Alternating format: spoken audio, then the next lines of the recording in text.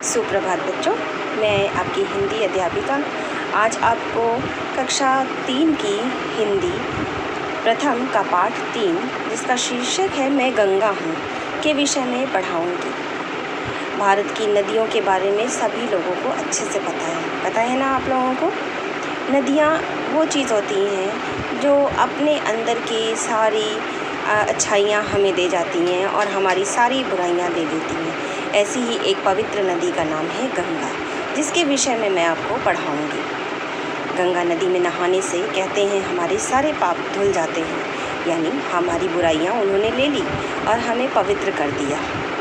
गंगा नदी पृथ्वी पर कैसे आई, कौन उन्हें लाया, पृथ्वी से पहले वो कहाँ रहती थी, पृथ्वी पर आकर वो कहाँ कहाँ गई, उनका क्या क्या नाम बदला, इन सब के बारे में मैं आपको इस पाठ में बताऊँगी। तो चलिए बच्चों, शुरू करते हैं। पाठ 3 मैं गंगा हूँ।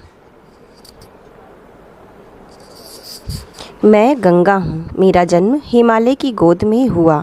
पुराणों में मेरे जन्म को लेकर एक कथा मिलती है कि अपने पुरखों के उद्धार के लिए भगीरथ मुझे स्वर्ग से पृथ्वी पर लेकर आए थे, इसलिए मेरा नाम भागीरथी रखा गया। छोटी सी धारा के रूप में मैं उस स्थान से निकली जिसे गोमुख कहते हैं। तेज गति से मैं नीचे ढुलकती चली और मेरा रूप निखरने लगा। पहाड़ों को चीरती और चट्टानों से टकराती हुई उछलती कूदती मैं आगे बढ़ती गई। बच्चों, यहाँ पर गंगा नदी के बारे में बताया जा रहा है कि उनका जन्म हिमालय की गोद में से हुआ, यानी हिमालय से आई, और उन्हें पृथ्वी पर लाने वाले राजा भगीरथ थे, जिन्होंने अपने पूर्वजों के उद्धार के लिए पृथ्वी पर गंगा नदी को लेकर के आए थे। उन्होंने ब्रह्मा जी की तपस्या की थी, क्योंकि राजा सगर के पुत्रों को किसी ऋषि से श्राप मिला था। तो उनके उद्धार करने के लिए, मतलब उनकी आत्मा को शांति दिलाने के लिए भगीरथ गंगा नदी को पृथ्वी पर लेकर आए थे। उन्होंने ब्रह्मा जी की तपस्या की, ब्रह्मा जी प्रसन्न हुए और उन्होंने आशीर्वाद दिया कि भगीरथ, आप जिस जिस रास्ते से जाएंगे उस रास्ते से गंगा नदी आपके पीछे पीछे जाएगी और आपके पुरखों का उद्धार हो जाएगा। तो जिस धारा से, मतलब जहाँ से इनका उद्गम हुआ, उसे गोमुख कहते हैं। यानी हिमालय में एक गोमुख गंगोत्री नाम की जगह है, जहाँ से गंगा जी का उद्गम हुआ, यानी वहाँ से वो निकली, वहाँ से आईं, यानी पैदा हुई। ठीक है। तेज गति से मैं ढुलकती चली और मेरा रूप निखरने लगा। अब पहाड़ों से जब भी कोई नदी गिरती है तो आप देखते हैं ना कि बहुत ही तेज़ उसकी स्पीड रहती है। पहाड़ों को चीरती, चट्टानों को टकराती हुई, उछलती कूदती मैं आगे बढ़ती गई। ठीक है। तो आइए बच्चों, आगे देखते हैं। देवप्रयाग पहुंची तो अलकनंदा मुझसे आ मिली। अब जब वो देवप्रयाग पहुंची तो अलकनंदा नदी उसमें आकर के मिल गई। अलकनंदा नदी आकर के गंगा नदी में मिल गई और यहाँ पर गंगा नाम से इसको जाना जाने लगा। यानी कि जो भागीरथी थी वो आकर के गंगा के नाम से जानी जाने लगी। कहाँ पर? देवप्रयाग में। ऋषिकेश पहुँचते पहुँचते मैं मैदान में उतरकर बहने लगी। अब यहाँ बताया गया है कि ऋषिकेश जब गंगा नदी ऋषिकेश आई तो वो मैदानी भागों में फैल गई पूरी तरह से। ऋषिकेश से चलकर वे शिव की नगरी हरिद्वार पहुँची। ऋषिकेश के बाद वो कहाँ पहुँची बेटा? हरिद्वार। ये शिव जी की नगरी कहा जाता है हरिद्वार को। आप कभी हरिद्वार अगर जाएंगे तो देखिएगा, वहाँ पे शिव जी और पार्वती जी का बहुत ही प्यारा प्यारा मंदिर बना हुआ है। यहाँ रोज़ मेरी आरती उतार कर लोग मुझे श्रद्धा से प्रणाम करते हैं और हरिद्वार की आरती भी बहुत प्रसिद्ध है बेटा।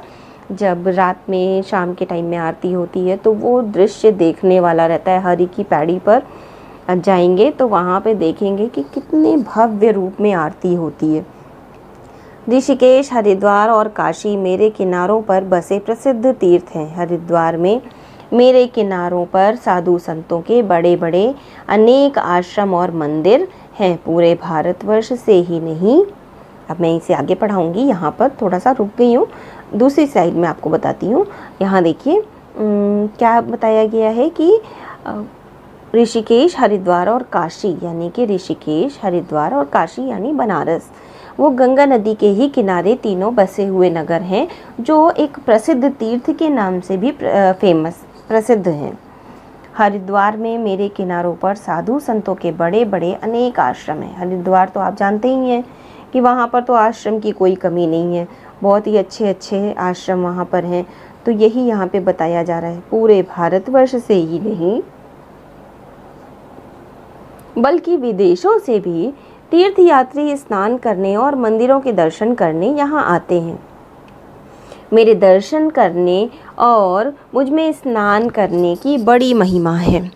अब देखिए यहाँ पे गंगा नदी बता रही हैं कि वैसे तो हम रोज़ ही स्नान करते हैं, लेकिन अगर गंगा नदी में स्नान किया जाता है तो कहा जाता है कि हमारे सारे पाप जो है वो गंगा नदी अपने में समा लेती है और हमें पवित्र कर देती है। तो केवल देश से ही नहीं, विदेशों से भी तीर्थयात्री यहाँ आते हैं और गंगा नदी में स्नान करते हैं, हरिद्वार के मंदिरों को देखते हैं, दर्शन करते हैं और फिर उसके बाद दर्शन करने के बाद जो है वो आगे अपना जो भी कार्य होता है वो करते हैं। ठीक है, तो यहाँ गंगा नदी बता रही है कि मुझ में स्नान करने की बड़ी महिमा है। यहाँ का प्राकृतिक सौंदर्य और वातावरण शांत एवं मनमोहक है। हरिद्वार का प्राकृतिक वातावरण यानी कि जो एटमॉस्फेयर होता है ना, वो बहुत ही अच्छा है। वो इतना सुंदर और मनमोहक, मन को मोह लेने वाला है कि आपका मन ही नहीं करेगा कि वापस आप घर आएँ, मन करेगा बस वहीं रुक जाएं। हरिद्वार में हर 12 वर्ष के बाद कुंभ का मेला लगता है। यानी बच्चों कुंभ का मेला होता है जो सबसे बड़ा मेला माना जाता है। तो हरिद्वार में वो हर 12 वर्ष पे कुंभ का मेला लगता है। मेरे तट पर बहुत से नगर बसे हैं, इसमें बड़े बड़े कारखाने खुले हैं, इन सब को मैं ही पानी पहुंचाती हूँ। ठीक है, तो अब इनके गंगा नदी बता रही है कि उनके तट पर नदी है, तो हिमालय से लेकर के पूरा वो कन्याकुमारी तक फैली हुई है। तो गंगा नदी के तट पे बहुत बड़े बड़े से नगर बसे हुए हैं और इसमें बड़े बड़े कारखाने भी खुले हुए हैं। जो बड़े बड़े नगर हैं तो वहाँ कारखाने भी हैं। ठीक है, तो फैक्ट्रियाँ हैं, इन सबको पानी मैं ही पहुँचाती हूँ। यहाँ गंगा नदी से ही पानी लिया जाता है जो उन फैक्ट्रियों में काम आता है। कानपुर भारत का प्रसिद्ध औद्योगिक नगर है। यहाँ कपड़े और चमड़े के बड़े बड़े कारखाने हैं। यानी कानपुर जो है भारत का उद्योगों का सबसे बड़ा नगर है। यानी बहुत बड़े बड़े यहाँ पे उद्योग चलाए जाते हैं, उसके कारखाने बहुत बड़े बड़े से हैं, जैसे कपड़े के, चमड़े के।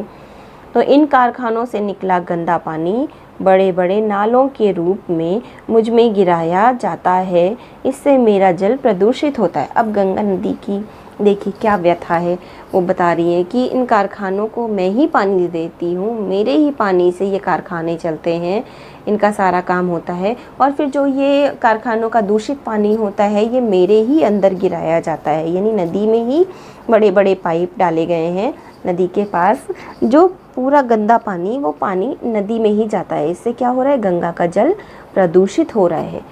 यहाँ देखिए बेटा, जहाँ आप देखिए यहाँ पाइप बना हुआ है ना और कारखाने हैं, तो कारखानों का जो गंदा पानी है वो नदियों में आ रहा है, जिससे गंगा नदी का पानी देखिए ब्लू कलर, ये नीले रंग का पानी दिखाई दे रहा है, फिर उसके बाद काले रंग का ये गंदा पानी दिखाई दे रहा है। जब नीले रंग में काला रंग मिक्स होगा, यानी अच्छाई में जब गंदगी मिक्स होगी तो क्या होगा, वो पानी गंदा हो जाएगा ना।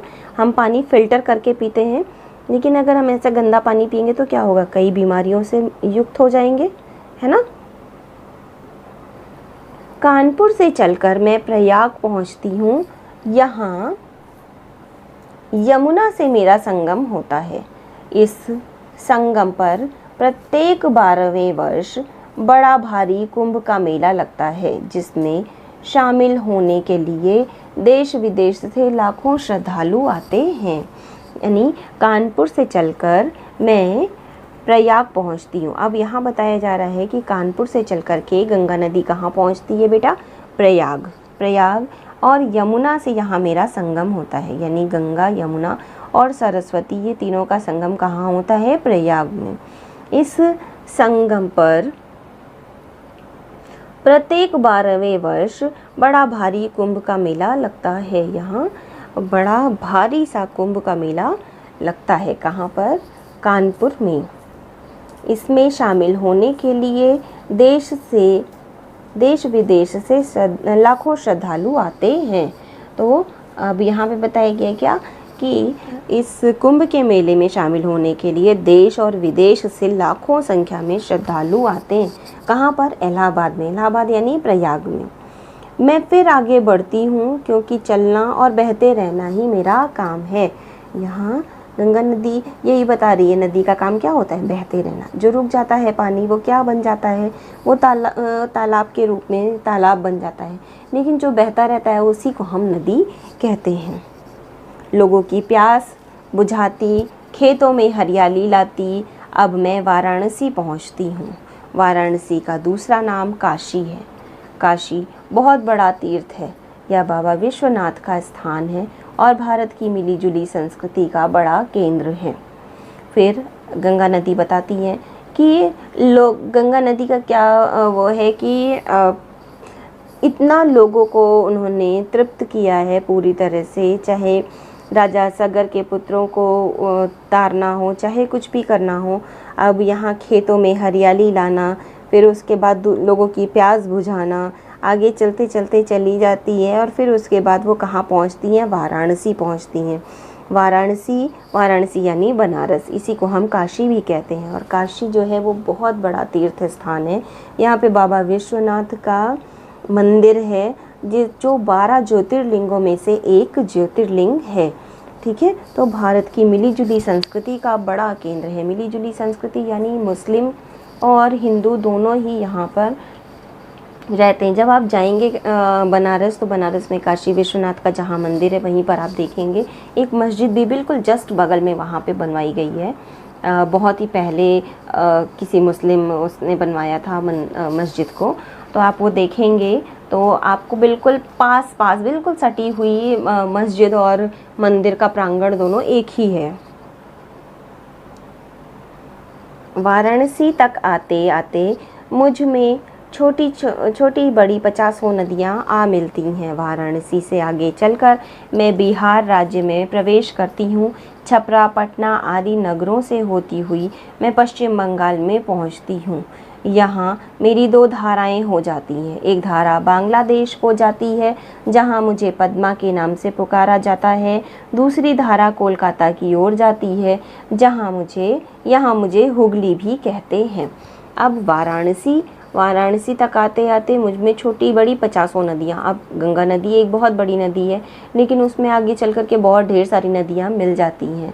ठीक है, जब वाराणसी से आगे बढ़ती है तो गंगा नदी कहाँ पहुँच जाती है? बिहार में छपरा, पटना आदि नगरों में होती हुई, यानी कि घूमती घूमती नगरों को बिल्कुल अपने पानी से तृप्त करती हुई वो आगे बढ़ती हैं और कहाँ पहुँचती है? पश्चिम बंगाल जब पहुँचती तो वहाँ पर उनकी 2 धाराएँ हो जाती हैं।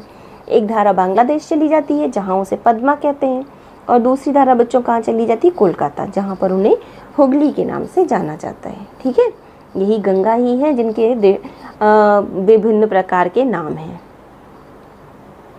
अंत में मैं मीलों लंबी यात्रा पूरी करने के बाद बंगाल की खाड़ी में समुद्र से मिल जाती हूँ। अंत में यानी कि मीलों लंबी यात्रा पूरी करते करते कहाँ से कहाँ तक?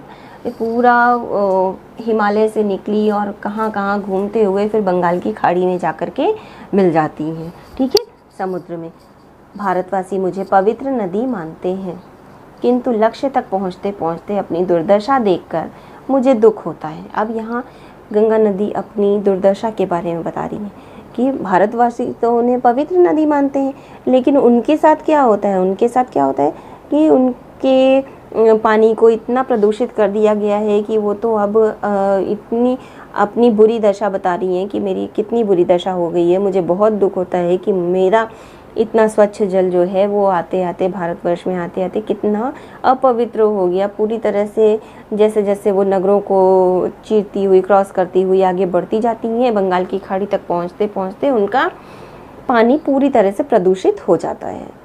तो गंगोत्री से चलते समय मेरा स्वच्छ श्वेत निर्मल चांदी जैसा रूप वाराणसी तक पहुँचते पहुँचते मटमैला और दूषित हो जाता है। गंगोत्री से चलते समय कैसी रहती हैं वो? गंगोत्री यानी कि जहाँ से गंगा जी निकलती हैं, ठीक है, गोमुख से। तो जब वो हिमालय से चलती हैं तो उनका पानी कैसा रहता है? स्वच्छ रहता है यानी साफ, श्वेत रहता है यानी कि सफ़ेद, निर्मल रहता है यानी कि पूरी तरह से बिना गंदगी का रहता है, साफ रहता है, चांदी जैसा रहता है। लेकिन वाराणसी पहुंचते पहुंचते मटमैला हो जाता है, दूषित हो जाता है। कारखानों से जो रसायन निकलते हैं और शहरों का जो गंदा पानी होता है, कचरा होता है, वो उनके निर्मल पानी को क्या कर देता है, प्रदूषित कर देता है, गंदा कर देता है, बर्बाद कर देता है। ठीक है। मुझे भारत की राष्ट्रीय नदी होने का गौरव प्राप्त है, इसलिए मेरे जल को शुद्ध करने के प्रयास शुरू हो रहे हैं। लोगों को भी मेरे जल को प्रदूषित ना करने के लिए जागरूक किया जा रहा है। मुझे प्रसन्नता है कि शीघ्र ही मेरा जल वैसा ही स्वच्छ और निर्मल हो जाएगा जैसा हिमालय की गोद से निकलते समय रहता है। मुझे स्वच्छ रखना आप सभी के प्रयत्नों से ही संभव है। अब यहाँ गंगा नदी खुश भी हो रही हैं। क्यों? क्योंकि उनको भारत की राष्ट्रीय नदी होने का गौरव प्राप्त है। इसलिए वो क्या बता रही हैं कि अब मेरे जल को जो है शुद्ध किया जा रहा है और लोगों को भी जागरूक किया जा रहा है कि मेरे जल को कोई भी गंदा ना करे, प्रदूषित ना करे। इसलिए मुझे बहुत ही ज़्यादा खुशी मिल रही है कि अब मेरा जल वैसा का वैसा ही हो जाएगा जैसा मैं हिमालय से निकलते समय थी, वैसे ही मैं फिर से हो जाऊंगी। अब मुझे स्वच्छ रखना ये किसकी जिम्मेदारी है? ये हमारी जिम्मेदारी, ये आपकी जिम्मेदारी, यानी हम मनुष्यों की जिम्मेदारी है। और हमारे ही प्रयास से गंगा नदी को स्वच्छ बनाया जा सकता है ना बच्चों? आशा करती हूँ आपको ये पाठ अच्छे से समझ में आ गया होगा। मिलते हैं फिर अगली कक्षा में, तब तक के लिए धन्यवाद।